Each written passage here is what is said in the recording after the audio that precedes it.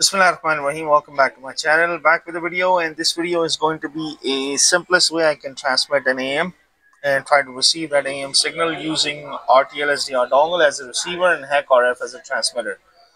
Just to recap on some few things. How does an AM signal looks like when it's modulated?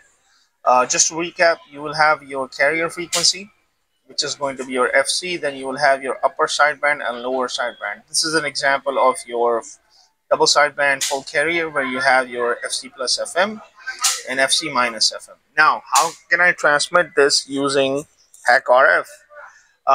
So HackRF has a frequency range from 10 megahertz all the way up to 6 gigahertz. So what do we generally do? AM is generally being transmitted at a lower side of a frequency, which my HackRF is not capable of. At least the current version that I have is not capable of. But we're going to transmit that around 70 megahertz because I know it's somewhere around this frequency. I can do that. Why 70 megahertz I'm choosing? Because as a receiver I'm using my DVB RTL-SDR dongle that has a starting frequency of 50 megahertz. I don't have the other version that goes from like 100 kilohertz all the way up to 1.8. The version that I'm using, it starts off from around 50 megahertz. Just to be on the safe side, that's why I've chosen my carrier frequency to be something around 70 megahertz. Now, what this basic flow graph is doing is this.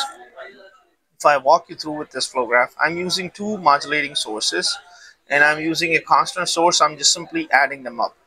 Now, what your Osmocom sync is doing, basically, it actually translates this frequency at your carrier frequency. So your Osmocom sync, even though you're not doing any multiplication or anything like that, just like in my previous video, I have used a multiplier block to actually do the translation.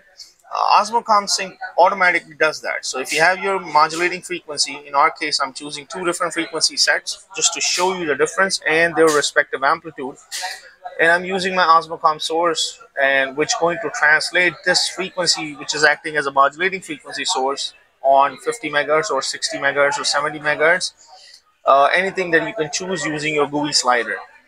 Now the thing is this, you have a signal source that I'm choosing a cosine source, which is acting as a modulating source that has a frequency of freq 1 and amplitude 1. So these are the blocks that is actually doing this. Freq 1 is being controlled by this GUI slider where I've chosen a starting frequency of 1 kilohertz and it's going all the way up to 10 kilohertz. Same thing goes for the amplitude as well, which is an amplitude 1 block that is going from 0 to 1 in an increment of 0.1. Same thing goes for your freq 2, and the same thing goes for your freq amplitude of your frequency 2. Then I'm using a constant source. Everything is being added together, so this is becoming a real part. Why do I need flow to complex block if we are just doing this? Because the Osmocom source, the input of this Osmocom source is actually in complex. So that's why I need to have a complex flow to complex blocks that will convert all of these float sources into a complex source, so I can connect my Osmocom HackRF sync. And also for imaginary part, I'm just using a null source, just to so I don't get an error. That's why we generally use null sources, so you don't get error. Now let's transmit this and show you the transmission reception part. The reception part, I'm using my source as my RTL-SDR dongle, and I'm doing it at 70 megahertz right now. So let me go back to 70 megahertz. Alright, so somewhere around 70 megahertz, I should start seeing the transmission once I run my flow graph. So let me just run this flow graph. Okay, since you're not seeing anything, why?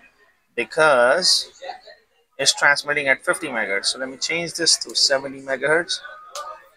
Once I change this, you should see a spike here around 70 megahertz. So this is the spike that you're seeing right now, which is being transmitted at 70 megahertz. Now you gotta have FC plus FM, which means using the flow graph, I am transmitting a frequency either 10 kilohertz all the way from 1 to 10 variable. I can transmit that either at 1 kilohertz, 2 kilohertz, and all the way up to 10 kilohertz. So this will act as this. So now out of these, right now, since you can choose any of the amplitude of this, I'm going to choose this to be the maximum amplitude. Why? Because from 70 megahertz plus 10 kilohertz, you will hardly see any difference. That's why I'm going to choose this to be the maximum frequency, that is 10 kilohertz. Now the amplitude, you're not seeing anything because I have no amplitude. So I'm going to increase the amplitude. And if you remember it, if you remember this, from what we just saw earlier, you will have your FC, which is going to be your carrier signal. Then you have your FC plus FM and FC minus FM. So when I move my cursor around, so this is my FC, and that is somewhere around, I have to be very precise, so let me just move my marker here. So this is somewhere around 70 kilohertz, 70 megahertz, sorry, 70 megahertz. And this is supposed to be 70 megahertz plus 10. So you should see, so almost 70 plus 9.70, almost close because they are very close to each other. Now FC minus FM is going to be 70 megahertz minus 10 kilohertz, so you should see somewhere around 69,990. And indeed you are seeing very close to it, 69 megahertz, 0.989, 0.87, which is very close to 69,989 kilohertz. So this is what we are trying to do. Then you should be asking yourself, why two frequency? I have chosen two different modulating sources, so it doesn't matter. You can turn on one, you can turn on the other one. If you want, you can turn this on. So let's say I want to turn this on to be like, let's say around 7 kilohertz, and increase the amplitude a little bit,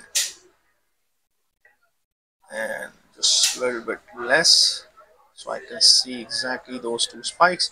As you all can see this, now let me zoom in on it so you can see this. So this is still 70 kilohertz, 70 megahertz, plus you will have 70 megahertz times plus 7 kilohertz, and then 70 kilohertz, 70 megahertz, sorry, minus 7. So you should expect those is 69,993 kilohertz. So this is basically the idea behind this simple amplitude modulation transmission, AM transmission using HackRF, and being received by my RTL-SDR dongle. The reason I have chosen this to do it on 70 megahertz because of the capability of my SDRs. If you have a SDR that is operating at a lower frequency band, at an HF band, transmitter and receiver, you'll be able to perform this easily, and you'll be able to see it. But the idea, the principle is exactly the same. It doesn't matter what frequency I choose. If I choose a carrier frequency to be, let's say, 900 megahertz, I can still do the same process again.